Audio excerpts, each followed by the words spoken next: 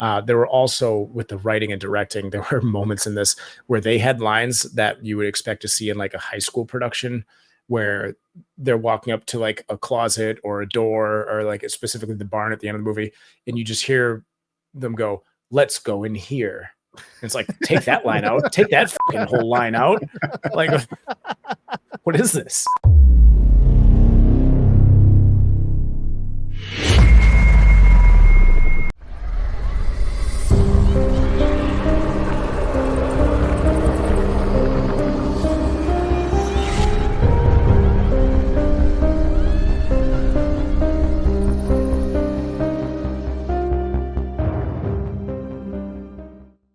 Welcome, everybody, to HTGS Reviews, where we are going to ask you the question, have you ever seen a wolf? Have you ever seen a man? Have you ever seen a wolf man? Probably not in this movie, but we're going to talk about it. We're going to talk about the movie Wolfman from 2025. I am your host, Rob Coakley, joined, as always, by Dave Wilkins. Yes. Have you ever seen a wolf? Have you ever seen a man? Have you ever seen a neither? And Jesse Wilkins as well. Glad you asked those questions, because when Rob said that, I was like, we're not going to ask any of those questions during this. We will. But before we do ask any questions, Dave is going to give us a synopsis of this movie, which we all might need at this point in time. Yeah. So this was Wolfman, directed by Leigh Whannel, 2025.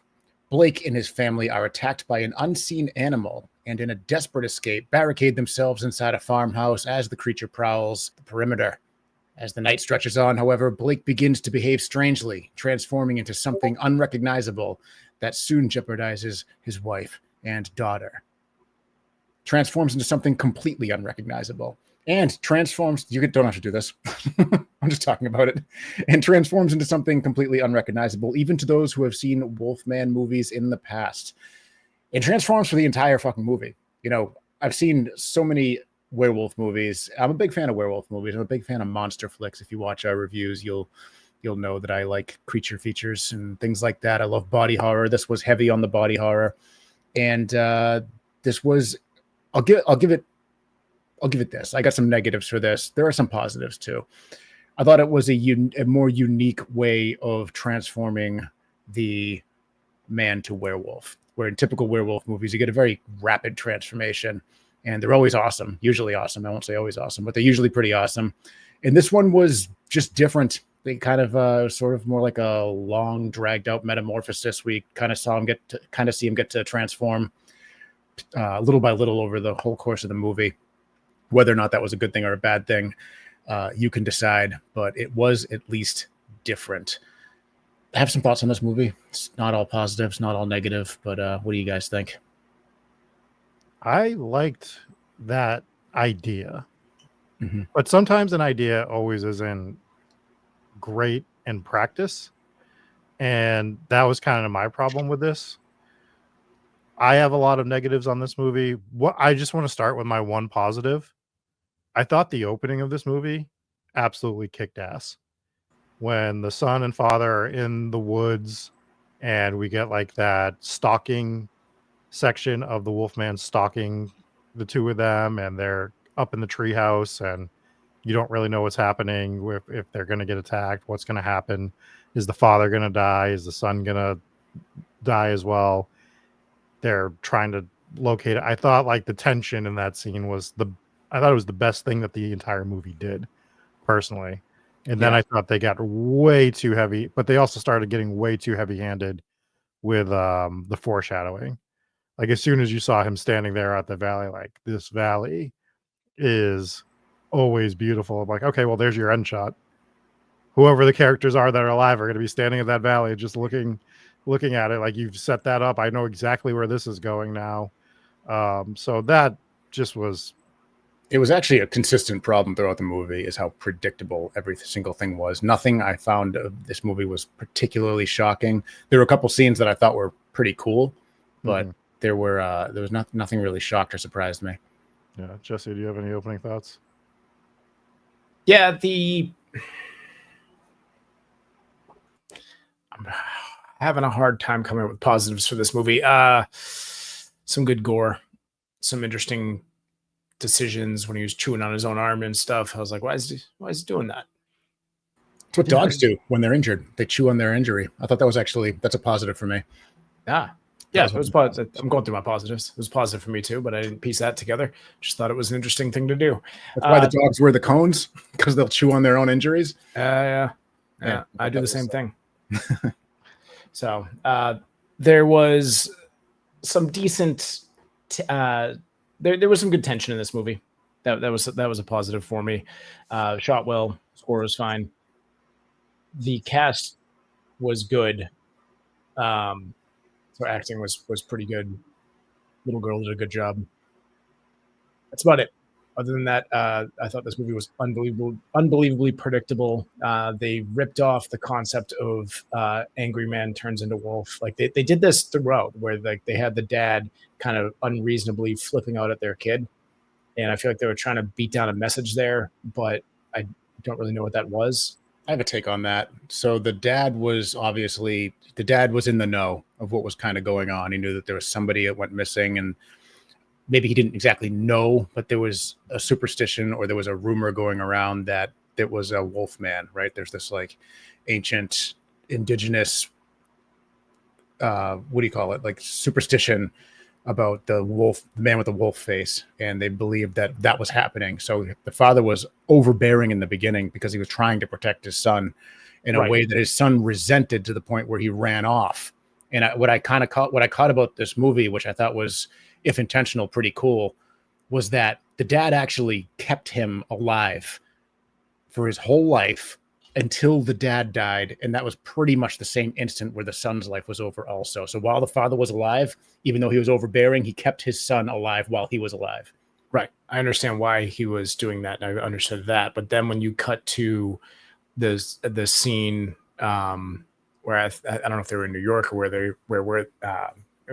they were, but you had Blake and what was his daughter's name? Ginger? Blake and Ginger. And she's climbing on the thing, and he does the same thing where he's being unreasonably angry with her with nothing to do with any kind of wolf man in the forest or anything. It's just because she was being a kid and climbing on something, and he was just like over the top mean. So kind of like a sloppy way of showing that he didn't want to be like his father. He moved away because he's trying to be different from his father, but then he'd have flashes of being overprotective like his father. And he made a point for it to be like, I didn't ever want to be like that. I actually thought Christopher Abbott sucked as an actor until he was the Wolfman, and then he was pretty good. I thought that he, in the beginning, until he started transforming, was pretty not good. Right. So that was a little weird. Sorry, go ahead, Rob. I was just going to agree with that point. I thought he was very just there. Not just I don't know. I don't know what he was doing. Like even like his like very dramatic scene where they're sitting on the steps and he brings her the lunch and stuff. It's just like you should feel something there. And I felt like he didn't deliver on that. No, his delivery was terrible. It was like nothing he was saying was believable. And because I was like, this guy sucks. He's not good. He's a terrible actor. But then like as the movie went on, I was like, oh, he's doing a great job now. He was pretty good. One other positive I'll say about this is Julia Garner. I thought did a very good job acting. Kind of, but so she was great, and she was phenomenal in Ozark. That absolutely, like, she crushes everything she's in. There were moments in that where she just didn't seem to be into it. It kind of reminded me of like Samuel L. Jackson's performance in that terrible Stephen King movie, Cell or whatever. I think that was just but I think that was part of her character. I think that she was written to be not into the marriage, right? That was kind of like their. No, she just seemed like she wasn't into being in the movie. It was my take on a lot of the scenes where it's like there should be moments where she was emotional. There should be moments where she's panicking more. There was one scene towards the end of the movie where they run from the house to the barn, and she's just kind of like walking by. It's like, dude, there is a wolf man chasing you, trying to kill you. My pushback on this is that she didn't know what was going on until the very end of the movie. This wasn't the very end of the movie. But you're judging her on, her entire performance, right? Where you said she didn't really. I thought she did a really good job portraying that she was kind of like, what the fuck is going on? Trying to figure out what the hell is going on. Beginning, it's just a cut on the arm. He's sweating, he's acting weird. She thinks there's something wrong with him. He's got cut. She doesn't know the title of the movie is Wolfman, right? Her character is like, I thought she did a really good job. Like, a lot of times you just look at the look on her face and she's like, what the fuck is wrong with him? I remember being like, was just super believable, right? Right. Those moments. So like I said, she did well with her acting. She's a phenomenal actress. And I actually blame this more on directors or camera angles or whatever, but there was a lot of like lethargic moments in between fighting these wolves where she stabs one that she just stands back and watches for a little bit. And it was like, it just hung on that shot for too long. It's like, you should be running away or attacking again, not just sitting there waiting for him to be like, you got me again. Like, it was one of my big negatives too. Yeah, it was a lot of like weird, awkward pauses in this, where it's very clear at this point in the movie that you're fighting a creature. If your wife was sick and then all of a sudden acted violent and like attacked you, and you're like pushed her away real quick, when and you don't know she's turning into a wolf, you might sit there and be like, what is actually happening? You might hesitate in these situations. No, Dave. So Sorry, go ahead. We're looking at this a little. You're looking at different scenes than like me and Jesse are thinking of. This is when it's not even her husband. It's when it's the grandfather, werewolf that's in there. There's just some really sloppy directing in there where she should either be moving faster or closing doors faster, or just where like you're just looking, you're like, what are you doing? Why are you not moving? Why are you not doing this? And you're just It's just really bad directing in those things. I'm just going to bring it right back to where I kind of started here. I'm talking about her acting. I'm not talking about direction. I'm not talking about writing. I was saying that she was delivering her part well. I thought it was believable. It was believable that there was some panic. There was mostly confusion. And I thought like she really delivered that confusion really well. Just there were a few times where I'm just looking at it, I'm like, I believe it. It makes sense. You can pick apart the direction, you can pick apart the writing, you can pick apart all the other stuff too. But while we're on that, I'll concede that. Yeah, she did a great. I did start this off by saying there was pretty good acting across. Again, with Chris Abbott's performance, while he was human, I completely agree with you guys. I didn't really think about that until you had brought it up, where it just wasn't. He wasn't a very likable or believable character before he started turning into a werewolf. There were also, with the writing and directing, there were moments in this where they had lines that you would expect to see in like a high school production, where they're walking up to like a closet or a door, or like specifically the barn at the end of the movie, and you just hear them go, "Let's go in here." And it's like, take that line out, take that fucking whole line out. Like, what is this? So, some poor choices in the writing and directing there.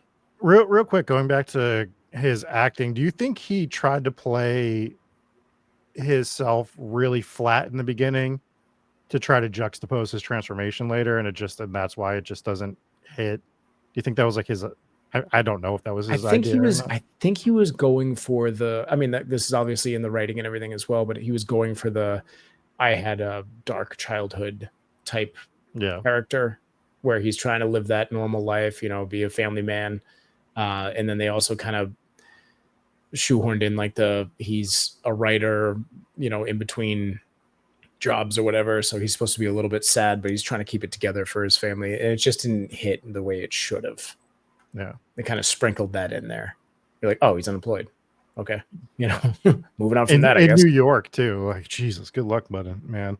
I have a real big problem. San Francisco, I think. San Francisco, wherever it is. Even worse. Yeah. One thing about that, it was supposed to take place in San Francisco during that part. So they were in Oregon when they were running from the Wolfmen, but they were the family, they were in San Francisco. That's where it was supposed to take place. But you could clearly tell that wherever they shot this was not the United States, because the traffic lights were sideways.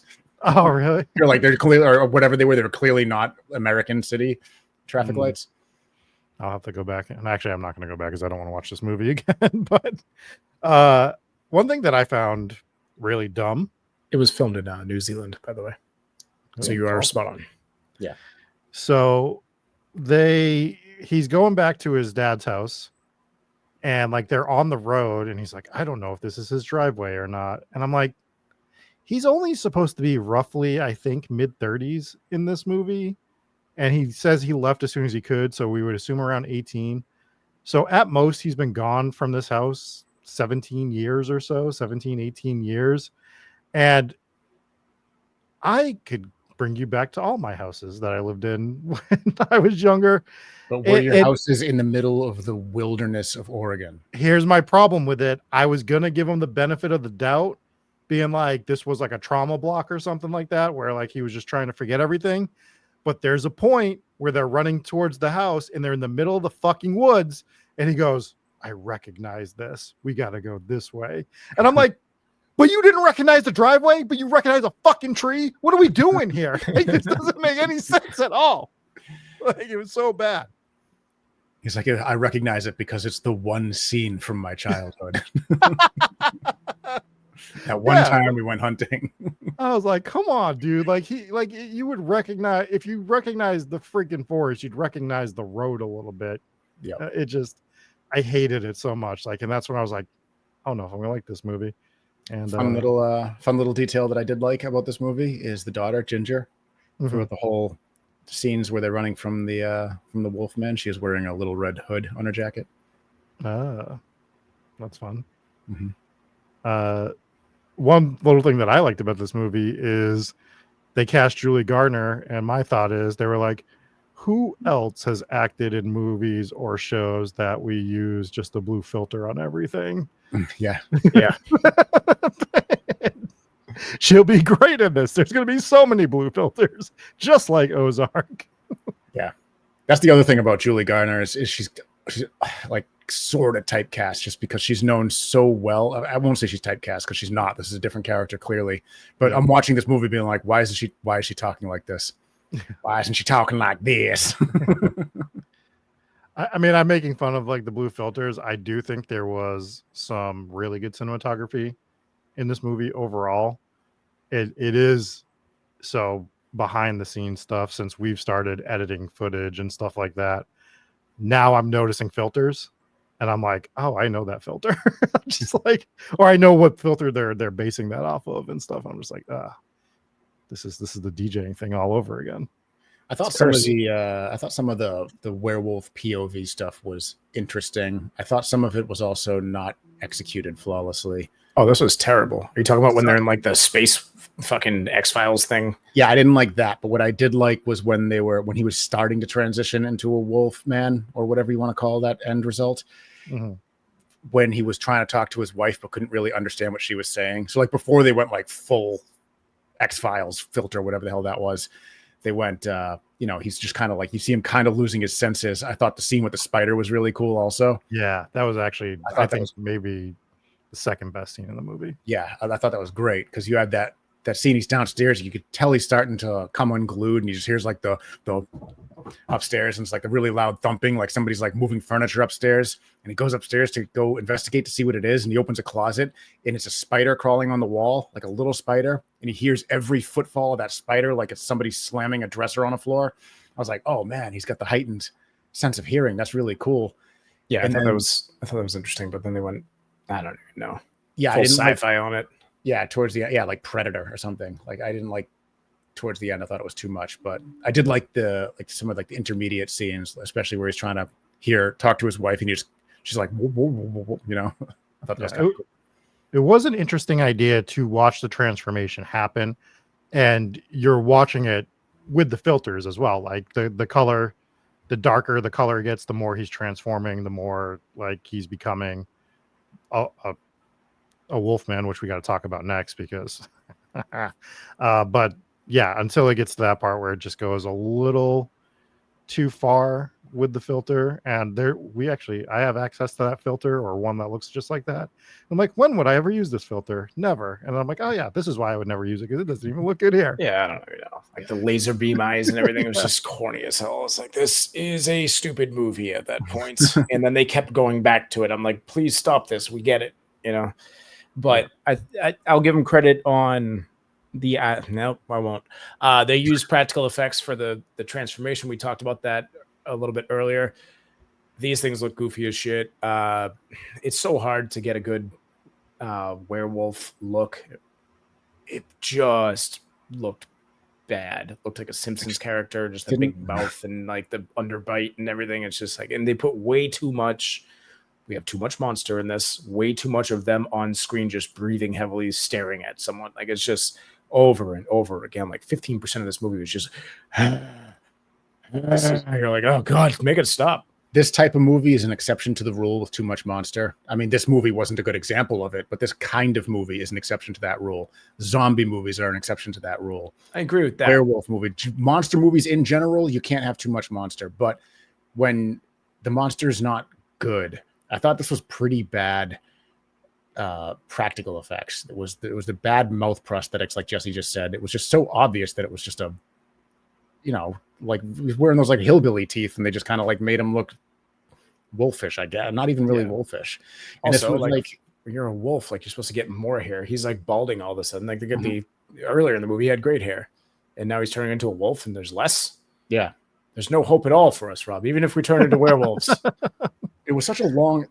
One of my major negatives of this movie too is that it was just really poorly paced. Some of the worst pacing I've seen in a movie lately, because it was only an hour 40 runtime, and it just felt so long because it was so slow. Really and part of the reason, I think, is because you're waiting for this like big transformation. You're waiting for the big final reveal of this monster, this wolf man, and it's like almost like they killed him before he finished transforming. The final form wasn't even as bad as it was earlier. Like it kind of like started going the, I don't know, his end form was just, I don't know, he just looked like Krang from the Ninja Turtles. Dude, it just wasn't good. And the last scene, like with the you know, they're in the blind or whatever, the last scene with him alive, by the way, we're gonna spoil this movie. The last scene with him alive is just like this big long stare down, and eventually the daughter is just basically like, just kill him already, he won't stop looking at us. Oh well, that's the other like foreshadowing thing that they did too, that was too obvious in the beginning. It was a bridge too far. Yeah, the whole how do you always know what I'm thinking? Because like her job is to read minds that they do. Yeah. And you're like, okay, so there's the other callback. We're gonna have her reading his mind as the Wolfman when he's supposed to be, you know, almost already gone. And you're just like, okay. Wait, were we supposed to believe that she was actually reading his mind, or was just the dumb little thing they would do together? Little thing they would do, I think. But like that so they made it clear throughout the movie that she had a really good bond with her father. Like they make that clear with some of the conversation between the parents, that the mother doesn't have the relationship that she has. So like, and part of the mind reading is she just sort of knows what her dad is thinking or wants, or, you know, what he wants her to believe. And that's what it was. She could look at him and kind of still tell, like, this is what he wants. He wants to be put down because he doesn't want to deal with this anymore. So there was that foreshadowing, which I thought was going to be obvious. There was the whole, you know, meadow scene, which I knew exactly once he was transforming that it was going to be the two of them in the meadow at the end of it, seeing the scene, because he's like, he even brings up the meadow to them. So not only do we see it in the beginning and the grandfather talks about it, then he's like, I want you to see this meadow that's over here. It's just like, all right, we get it. The meadow's there. That's where you're ending the movie. I understand. I'm sorry I'm ranting about this, but I just hate when movies just are so... I think this movie is just heavy-handed on everything. And I think it's like a problem, right? Where just when things are too heavy-handed, and there's no suspense to the movie anymore. And I think this movie lacks suspense overall. Yeah, I mean, there were some parts here and there where it was a little bit like, I thought when they were where the van initially ran off the road and was stuck in the tree there, and the guy was beneath the van and their family trying to climb out of it. That was a pretty suspenseful scene there. Although I thought it was kind of predictable when you saw the Wolfman crawling underneath, and then he's reaching to close the door for what reason? Like, right. Your family's on the outside of the van already, and you're trying to close yourself in. Why are you reaching for that door like that? That was, you know, I was like, oh, he's going to get bit or whatever. That's why he's doing that. And that's pretty much exactly what happened. Yeah. I mean, and then once it's just the daughter, we know that he's transforming and the wife's there. Did you ever think anything was ever bad was going to happen to the two of them? No. The one foreshadowing thing that did throw me a little bit was they were in the car in the beginning of the movie. Once they picked up the guy who was a little too strange from the blind, and he's points out, he's like, oh, that's my wife and that's my daughter. He's like, oh, he's like, that little monster back there is my daughter. And they made it a point to like, he's like, that little monster. And you're like, so I immediately thought, I was like, she's going to turn into a monster, which I wish they did, because it probably would have been pretty cool. Yeah. Yeah, I didn't think that, but that's a good point. I understand why you would have. I don't know why I didn't think that, but that does sound like an intentional misdirect. Don't you just feel like these are Wendigos more than werewolves, by the way? Have you seen a Wendigo? I think it's closer to. Have you seen a fucking werewolf? I mean, like, sure, but I mean, like, it's like if this was a Wendigo movie, I would be equally as disappointed. Right, but I feel like this, like, just sort of this lends into the nature of Wendigos and the Native American legend surrounding them. Like, it all just sets up like a Wendigo movie, and Wendigos are more like, they're not humans, but they sort of have this form a little more than werewolves. Like, this is not a werewolf. That's the problem. These are not werewolves. These are. Well, I think they were going for a different take on werewolf. Now, obviously, calling it Wolfman, they were going for werewolf, but they wanted to do more of like a body what is it? Dysmorphia. Body horror. Yeah, like body horror movie. And I guess they did a little bit, but it wasn't executed the way that I think they wanted it to. So I think they were going for more of like a The Fly type movie, where it just progressively gets worse and worse throughout the movie, and that's the horrifying thing. That's fair. But it just wasn't. That is a good point. Yeah, it just wasn't very good. Yeah. Do we have any closing thoughts on this movie, gentlemen? I'm trying to remember if there was another. I can't think of a single movie by Leigh Whannel that I did like. I think if we're covering his movies, I think we're knocking them. But really, I think so. Yeah, like he's done. He did Saw. I like Saw. He did Insidious. I'm gonna go ahead and take that back. He was fine. This wasn't great. Sorry, Lee. I think The Invisible Man in 2020 was fine, if I remember correctly. I mean, but it might have been like this, where it was like fine but forgettable. Why don't you tell us exactly what The Invisible Man was like, or do you forget? That's my point. Is like, yeah. I don't remember. I know I watched it, but I don't really remember it. So I feel like maybe that's what he's doing. Is he's doing these takes on old characters and trying to bring them up to date, but they're just like forgettable for the most part, is what I would say. And this is the main example of that, though. You're gonna watch this movie and then you are not gonna remember it 10 days later. Did either of you guys watch the werewolf movie with Kit Harington, Jon Snow? I've started watching it, I think 4 different times, and didn't finish it. Okay. Without spoiling that movie as well, this movie directly ripped off the idea of, and it was just those couple things I had mentioned earlier, where like the dad is unnecessarily mean, and they make it a point to do that several times in this movie. One of them made sense, the other one did not make sense in terms of why. This was supposed to be a series, so there was like this whole like Marvel thing that kind of started with Unbreakable, I think it was, with Samuel L. Jackson, and then they kind of like did like a spin, not really a spin-off, but like with that movie with what's his name there, was it McAvoy or James McAvoy.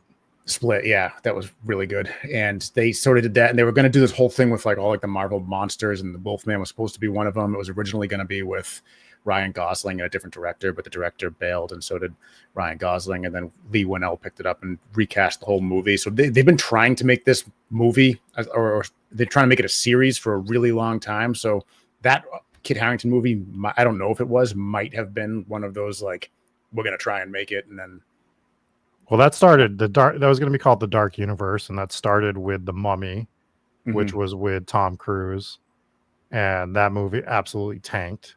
And then that's when they were just like, nope, not doing this. So yeah, I'm sure some of those scripts have fluctuated and spun out and become different things. But yeah, they had like they had the cast all together for it. It was Tom Cruise, Russell Crowe was Dr. Jekyll and Mr. Hyde, and there was so many other people that were associated with that, and they just were like, nope, after that first one. bombed. Yeah, it's like it's really a gamble when they do these like big time all-star cast, massive budget movies, and they're either huge or they're huge misses. Yeah.